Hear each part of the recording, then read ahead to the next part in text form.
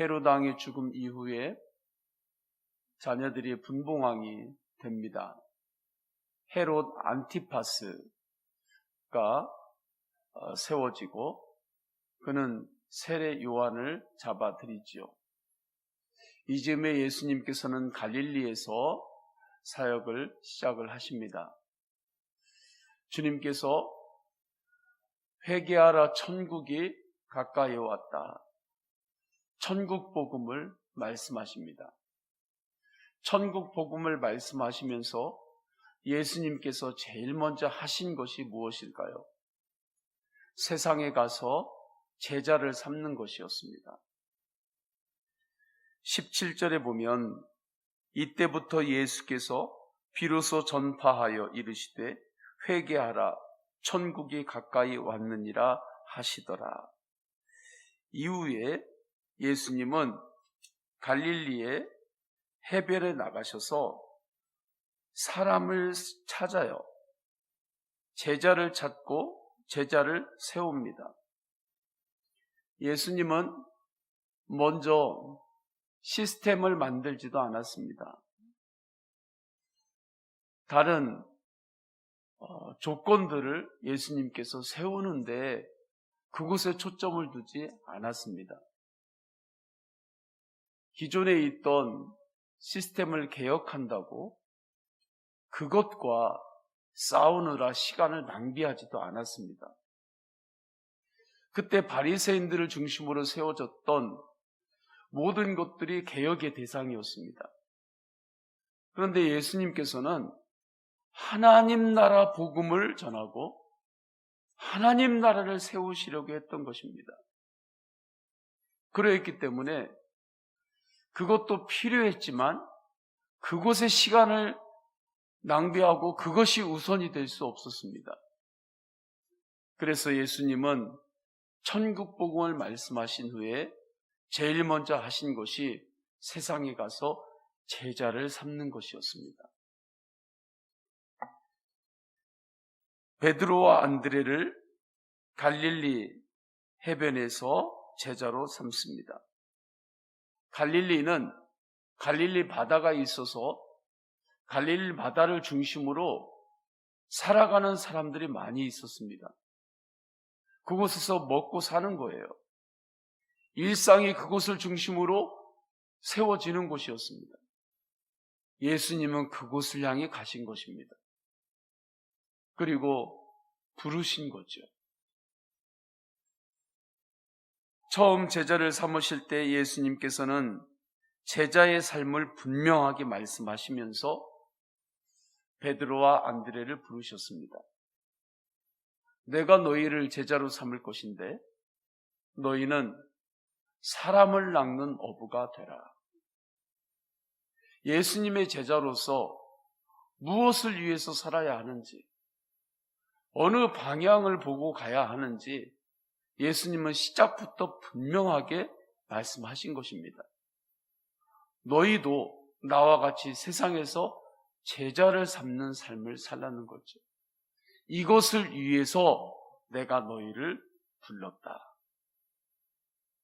18절 19절에 보면 갈릴리 해변에 다니시다가 두 형제 곧 베드로라 하는 시몬과 그의 형제 안드레가 바다에 그물 던지는 것을 보시니 그들은 어부라.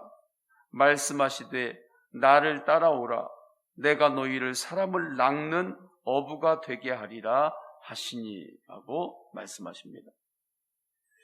예수님은 베드로와 안드레만 제자로 부르신 것이 아닙니다. 또 길을 가시다가 제자를 삼습니다. 야고보와 요한을 제자로 삼지요.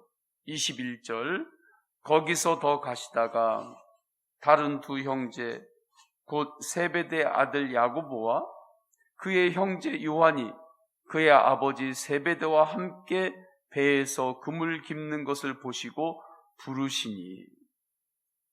예수님은 하나님 나라 확장을 제자 삼는 사역을 통해서 이루시겠다는 것입니다. 이는 예수님께서 부활하시고 제자들에게 위대한 명령을 하신 내용을 보면 확증이 되는 것입니다. 마태복음 28장 19절 20절이죠. 그러므로 너희는 가서 모든 민족을 제자로 삼아 아버지와 아들과 성령의 이름으로 세례를 베풀고 내가 너희에게 분부한 모든 것을 가르쳐 지키게 하라. 볼지어다 내가 세상 끝날까지 너희와 항상 함께 있으리라 하시니라. 성령님께서 임재하실 건데 오직 성령의 능력이 너희에게 임하시면 너희는 예루살렘과 유대와 사마리아와 땅끝까지 이르러 내 증인이 되라 하는 말씀도 이 말씀과 같은 흐름상에 있는 것입니다. 우리는 이 말씀으로 돌아와야 합니다.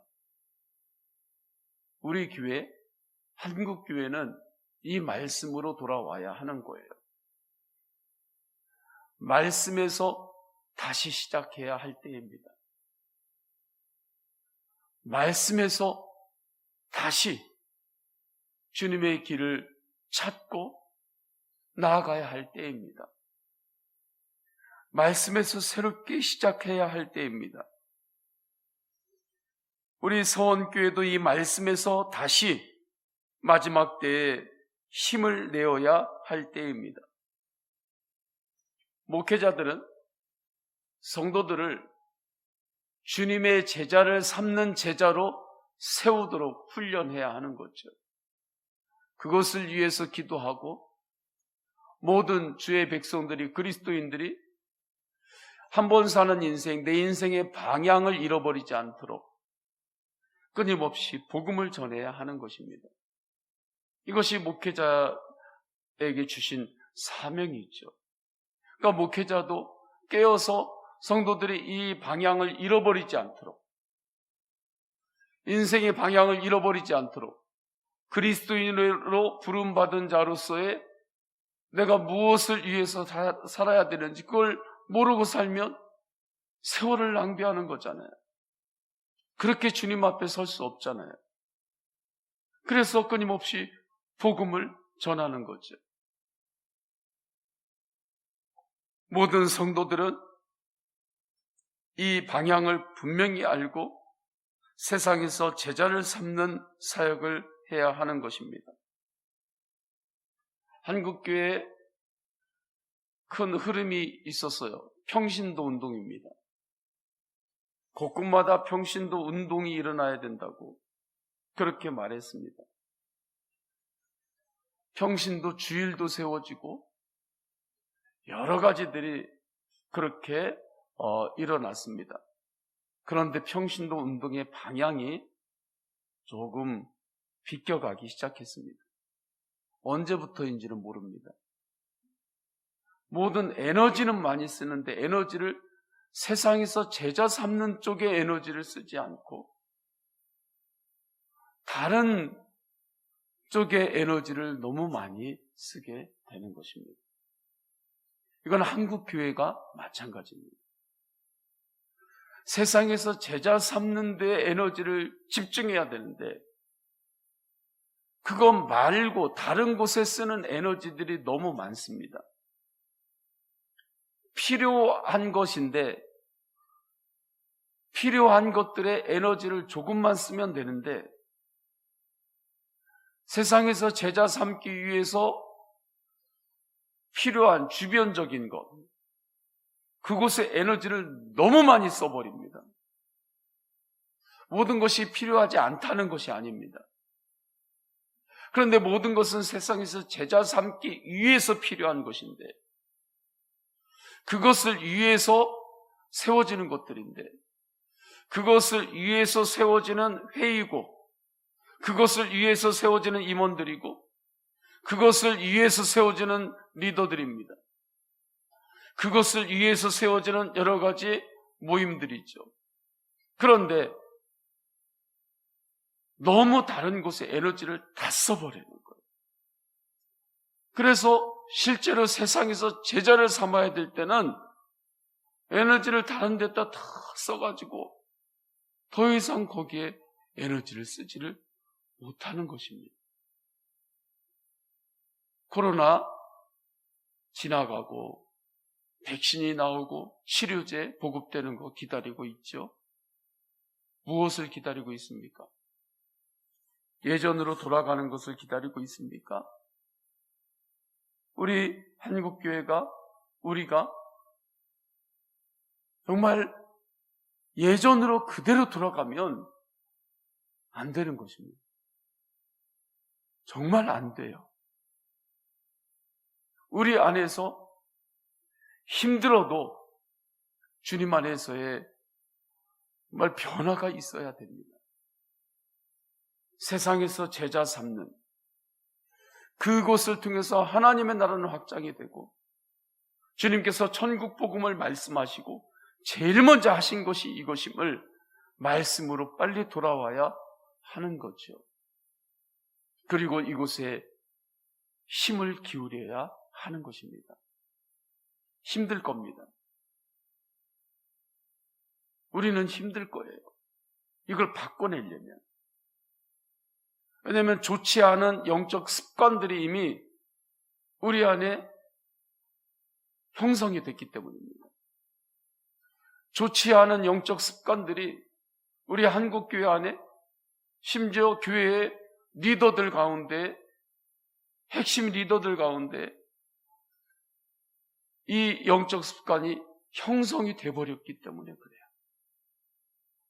이 영적 습관을 바꾸려면 정말 무진 애를 써야 합니다. 그리고 이것이 여러 가지 구조적으로도 형성이 되어 있기 때문에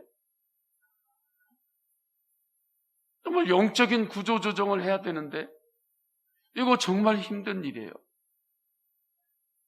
인간적으로 볼 때는, 제가 볼 때는 불가능에 가깝습니다. 이렇게 너무 오랫동안 우리들이 살아왔기 때문에 그래요. 정말 불가능에 가깝습니다. 그러나 성령께서 하시면 하십니다. 성령님께서 역사하시면 됩니다. 새롭게 됩니다. 성령님은 새롭게 하시는 영이기 때문입니다. 다시 말씀에서 시작해야 할 때입니다. 그러면 세상에서 어떻게 제자를 삼습니까?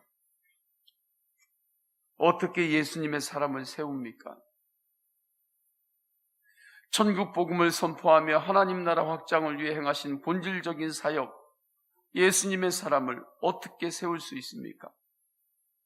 주님의 말씀을 전하고 전도하고 치유를 통해서 세워집니다. 말씀을 전해야 합니다. 말씀과 동행하고 예수님과 동행하면서 주님이 주신 은혜들을 전해야 합니다.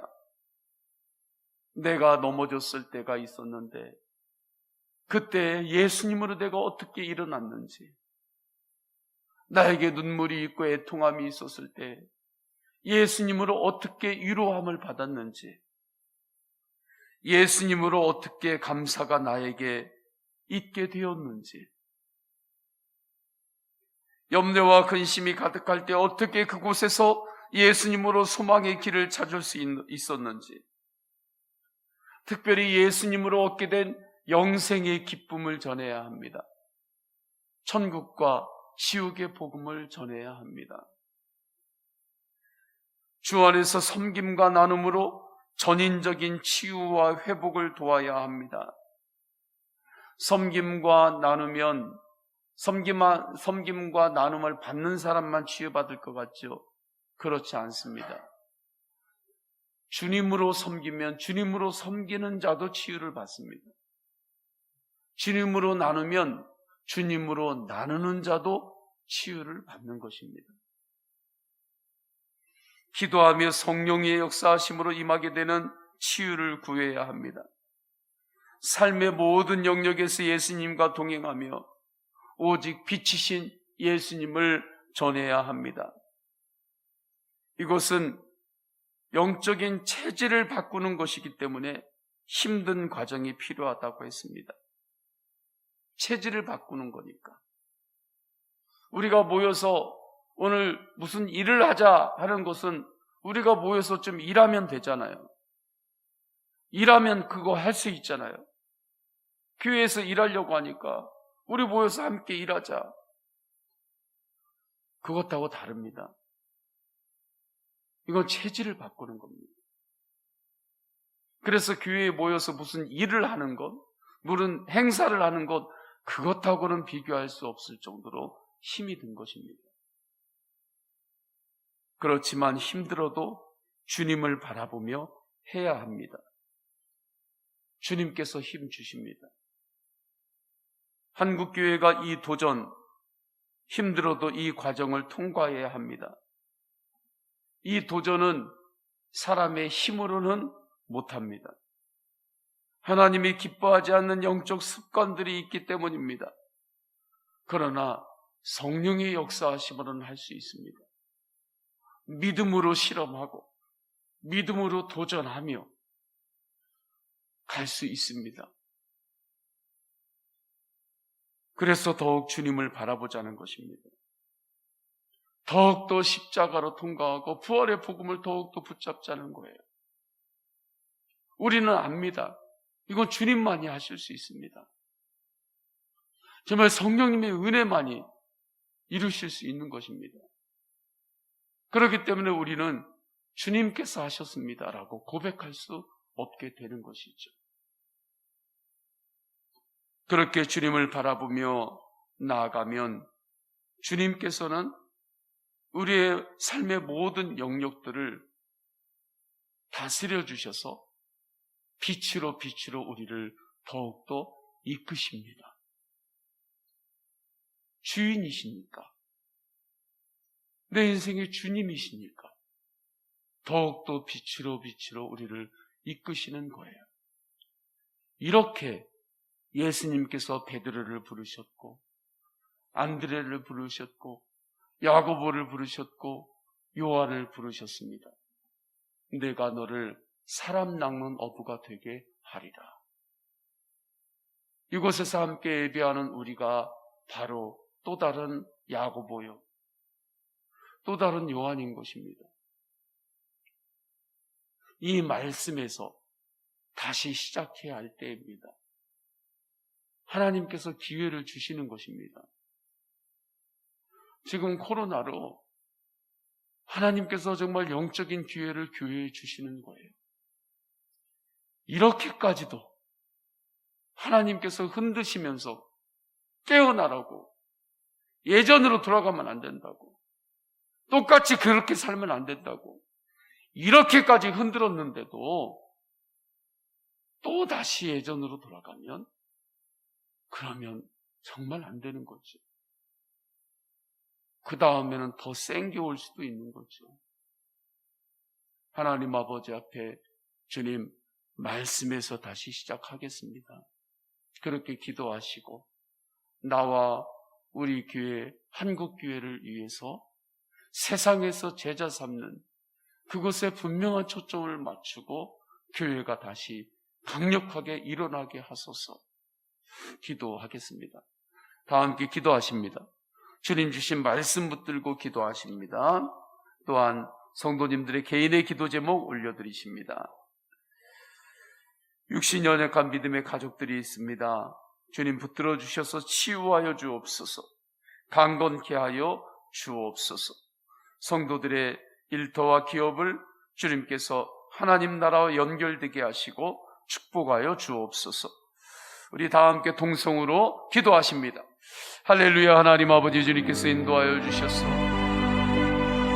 거룩한 새날을 주셔서 감사드립니다. 주님 말씀에서 다시 시작하고 말씀으로 새롭게 믿음의 도전을 하고 믿음의 실험을 해야 할 때입니다. 주님, 회개하라. 천국이 가까이 왔느니라.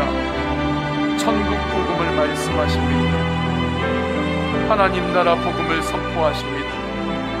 천국 복음을 선포하십니다. 주님께서 제일 먼저 하신 것은 세상에 나아가 제자를 삼는 것이었습니다. 그리고 제자들에게 너희도 앞으로 살아가야 할 방향, 목적은 세상에서 제자를 삼는 인생이고, 주님께서 분명히 주님의 제자들에게 무엇을 위하여 살아야 하는지 말씀하셨습니다. 어떻게 제자를 삼는지도 보여주셨습니다. 말씀을 가르치고 전국 복음을 전파하고 전인적인 치유를 바라보고 나아가는 것임을 분명히 주님께서 보여주셨습니다.